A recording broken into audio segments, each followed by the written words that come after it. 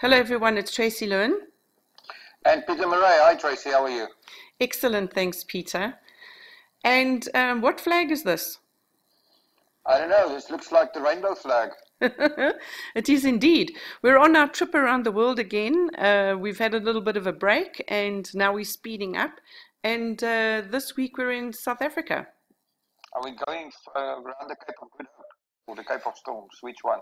Well, actually, there's a bit of hope and a bit of storm as well in this country. Lots of I've hope. seen this. I've seen this being a bit of news out lately, and but well, I'm sure we'll get to it.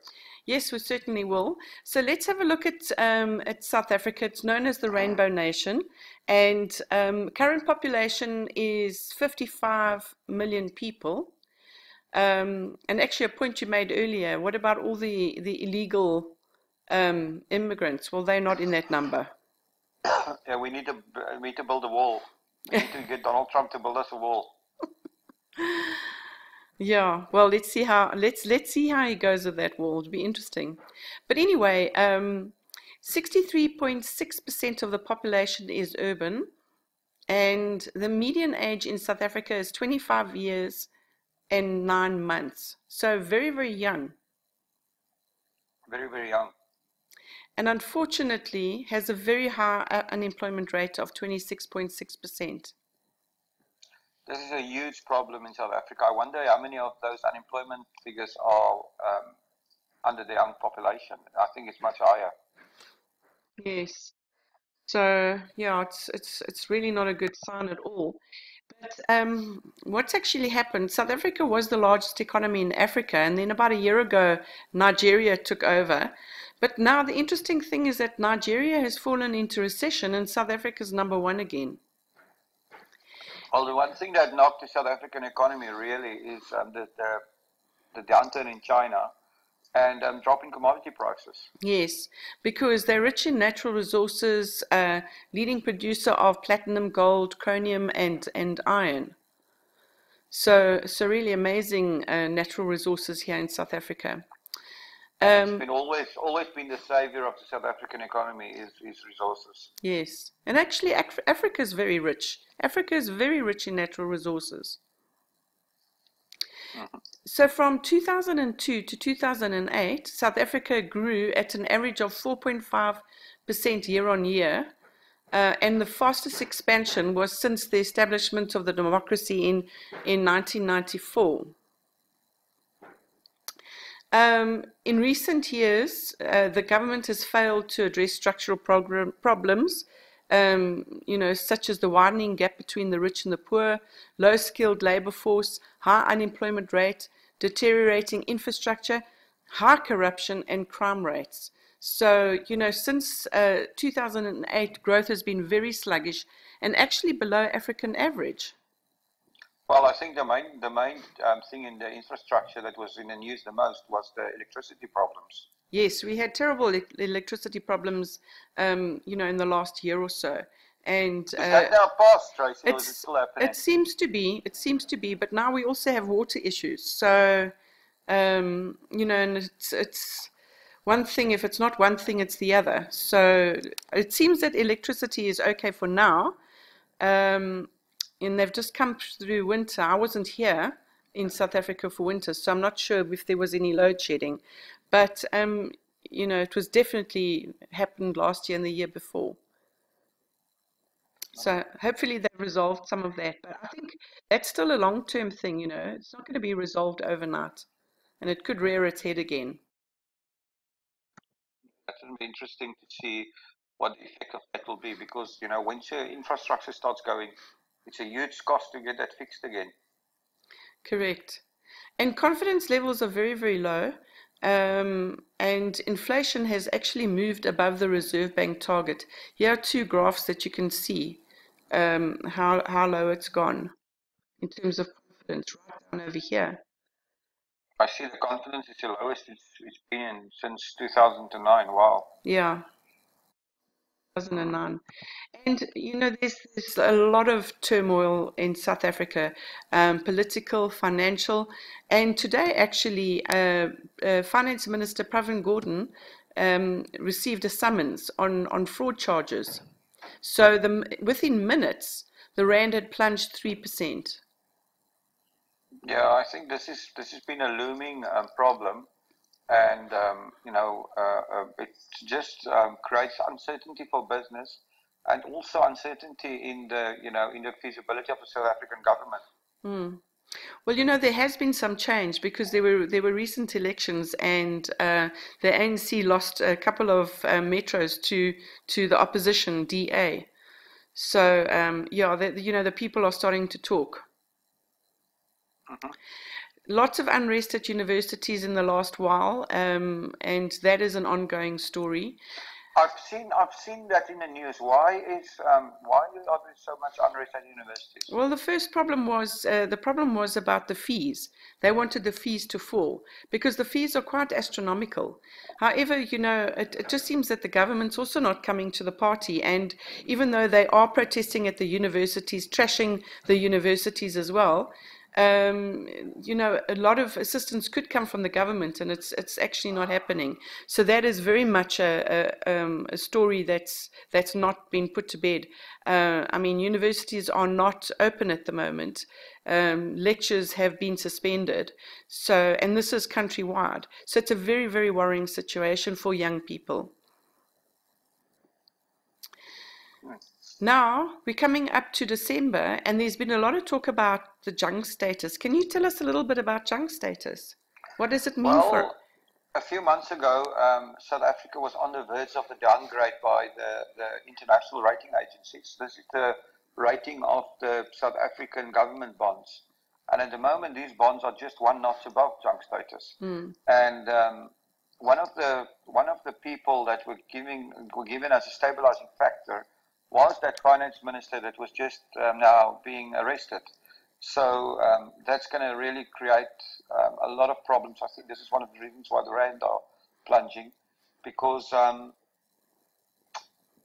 the if the rating agencies downgrade South Africans' government bonds, it means the cost of borrowing for the South African government might go up tremendously, and going into junk status could become a serious problem. And here's my question, Tracy. If South Africa needs a bailout, who's going to bail them out? There's no big brother, European Union, or anybody to bail out South Africa. Yes. So they will probably have to go hand in hand to the IMF. Mm. And it's going to be terrible. South Africa's never had this type of situation. And we could see a major, major decrease in the value of the rand if this happens. Yes. And the rand has been in a tremendous decline, and it's been a disaster. So we'll see what happens from here on forward. Yes. But we'll definitely be watching this space. Most definitely.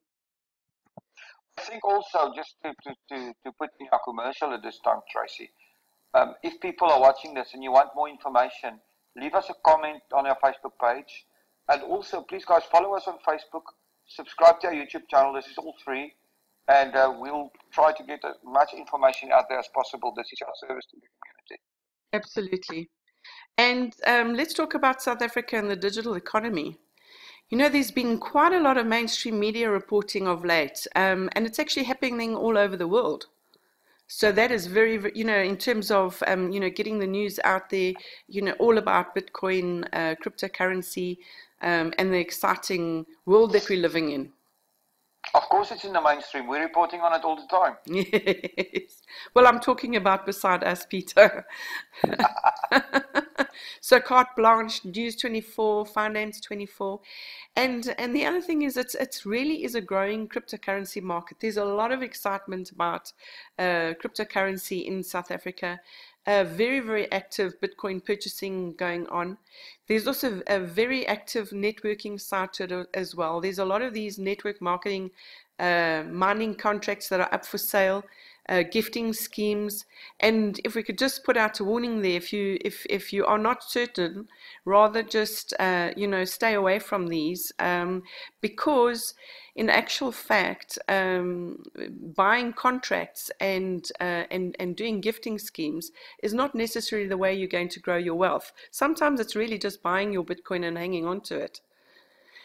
Well, I think I just want to say something there. Beware of the cryptocurrencies because none of those things are real. They're all part of the whole cryptocurrency market. And if you want to know what that means, it means you're going to lose your money. And it's not real business. Stay away from it. Yes. So many people actually think about, when they think about Bitcoin, the first question they say is, I want to do mining. And Bitcoin mining is getting more and more difficult. Electricity in South Africa is expensive. As we said before, we've had a lot of problems with a continuous supply of electricity. But we do know that there is small-scale mining going on.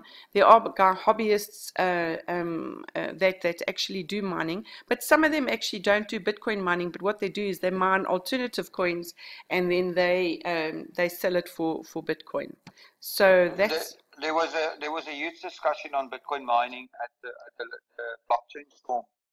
It was at last week, and the guys were saying that at current levels, mining Bitcoin doesn't make any sense, even if you have cheap electricity. So certainly not in South Africa would it make any sense, and none of this so-called cloud mining is can make sense at all. So my advice for people is stay away from Bitcoin mining. It's not a feasible business at this stage. yes. So let's carry on with the digital economy. Internet user base is in excess of 34% of people. And this I thought was pretty interesting. Over 60% of internet traffic generated on the African continent actually originates from South Africa. So That's interesting, yeah. That's actually quite high. Also, most advanced telecommunications infrastructure in Africa, and it's contributed to the largest 3G and 4G coverage. 94% 3G, 34% 4G. And the only thing is that data and, of course, internet costs are very high in I the think country. this is the problem in all of Africa and in all developing countries that these costs are high and also they're not really regulated. So the mobile phone companies or the internet data providers are making quite a bit of money in developing countries and specifically in South Africa. They certainly are. And they've had a huge chunk of my money too. But we've got some South Africans that are on the move. Vinnie Lingham hails from Durban, and he actually started out and started a company called Gift, and sold that business. It was tell us a little bit about it. I think you knew something about Gift. Yeah, Gift is a very interesting business. I'm not sure if it's only UK based. I know it's in the UK and it's probably in other countries as well. But how it works is you can take Bitcoin and you can buy a gift card from any of the mainstream stores. So you can go to gift.com or gift.co.uk and go buy a Marks and Spencer's gift card with your Bitcoins, and then you can go take the gift card and you can go use it in the shop. Excellent. That's the concept, yeah. Well, he sold that business, made a lot of money, and he's recently launched a business called Civic, and it is in the USA, and it's all about combating identity fraud, which is absolutely massive in the world. And he's using social security numbers. So I'm quite sure that he's going to, start off there, and who knows what's going to come to the rest of the world. But that's very, very exciting business. And then Lou Clarkson was appointed executive director of the Bitcoin Foundation. So two very prominent people from South Africa that are in some doing pretty well in the Bitcoin and blockchain space. Very interesting. And there's going to be a blockchain conference on the 1st to the 3rd of March in 2017 in Johannesburg. There was one a few months ago in Cape Town. So this is definitely one to attend. Actually, I will put a link at the bottom of this so that you can perhaps sign up and go to that conference. I think it'll be a good one. Then Bitcoin exchanges and over-the-counter exchanges. This I thought was very, very interesting. Firstly, BitX is actually based in Cape Town, founded in 2013, and they are a buying and selling platform.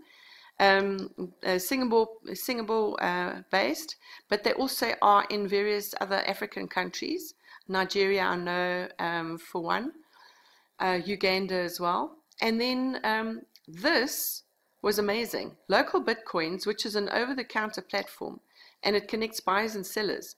This year, February and March of 2016, over 17 million rand was traded weekly on this platform. And it actually accounted for roughly 18% of all trading volume on local Bitcoins and the leading country. How's that?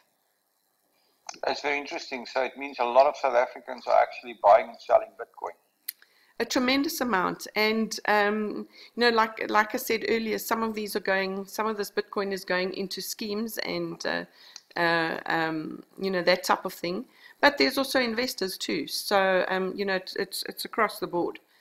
But very, very exciting. And besides that, there's also a lot of volume of Bitcoin that's traded privately. So very, very active, independent Bitcoin traders that know each other, and they don't necessarily go through the platforms. Very interesting. Also, Altcoin Trader, they've got a couple of alternative coins, and as well as Bitcoin, also a buying and selling platform. Our assumptions. South Africans are definitely very open and eager to learn about Bitcoin. They really, really are. I mean, they're very active, very much so. But what is needed is Bitcoin education and guidance. And I think, Peter, that's what we're trying to do. We are trying to educate as many people as we possibly can. However, it is incumbent on any Bitcoin believer to talk to people about Bitcoin. Yes, I mean, if you're involved in Bitcoin, one of the best things you can do is to just get the word out there and try to educate as many people as you can. And you know what the best way is to educate people on Bitcoin at the moment, Tracy? Tell me. Send them to our Facebook page, send them to our YouTube channel. We've got hundreds of videos already. Go through them, watch them, and you'll get a free Bitcoin education. You can also go down to our website. There's a Bitcoin cartoon, a little booklet that explains what Bitcoin is in a cartoon form. It's fun, it's informative, and get the stuff. It's all free. Get yourself a Bitcoin education. Absolutely, totally agree. And because the rand is taking a bit of strain, and we don't know what the future holds, it's really a great idea to diversify some of your investment portfolio with Bitcoin. And, you benefit from the devaluation of the rand as well as the increase in value of Bitcoin. I mean, we saw, I did some numbers, a graph this year, and I think it was June to June. And we actually saw that if somebody had bought, in South African rands, had bought Bitcoin in June last year, and had it in June this year, they would have had a benefit of something like 322% in value. Amazing. And just doing nothing with it, actually just holding on to their Bitcoin. Mm-hmm. So massive, massive return. Massive return. I mean, here we are in the Cape. What a beautiful picture. Well, if you had your Bitcoins into your rands into Bitcoins last year, you could now sit on that beach and have some crayfish and look at Table Mountain. What a beautiful sight. An absolutely beautiful sight. And what a beautiful country South Africa really is. Yes, and I think what they need to do is, last year for the first time, the economy, what do you call it? Now I forgot what I wanted to say actually, Tracy. Can you believe that? That's very strange for you, Peter. It does happen, I think it's the nostalgia of watching Table Mountain. That made me forget from my words here. But anyway, it's just I'm speechless watching Table Mountain. So come and visit the country because it's a country that's great to visit, and come have a look. Yes, come and have a look. And yes, if you want to get in touch with us, leave your comments below and enjoy the video. Enjoy the video. Thank you very much, guys. Thanks, Peter. Thanks, Tracy.